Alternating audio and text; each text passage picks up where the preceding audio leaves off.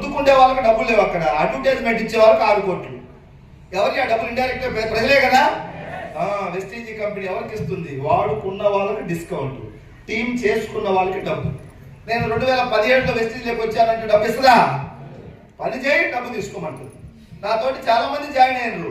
అందరికి 18 లక్షలు వస్తున్నాయా? అన్ని దీపాలు ఎలగట్లే.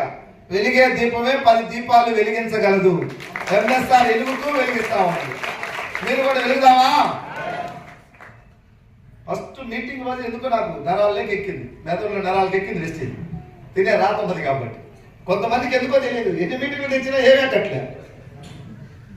ఒక్క మీటింగ్కి వచ్చి డిసైడ్ అయిపోయాడు, వెస్టీజ్ నిజాయితీ ఉంది, నీతి ఉంది, దీన్ని మనం పట్టుకోని ప్రజలకు తెలియదు, మనం రిక్వెస్ట్ చేద్దాం, బతిమలాడదాం, ఏదో ఒక విధంగా వాళ్ళ దగ్గరికి తీసుకెళ్దాం. నాకు పొలం లేదు, నేను వాడలే, కానీ నా టీంలో ఇప్పుడు చాలా మంది వాడిన రైతులు నాకు చెప్తున్నారు, సార్ నేను బొప్పాయి తోటకు వాడినా బాగుంది,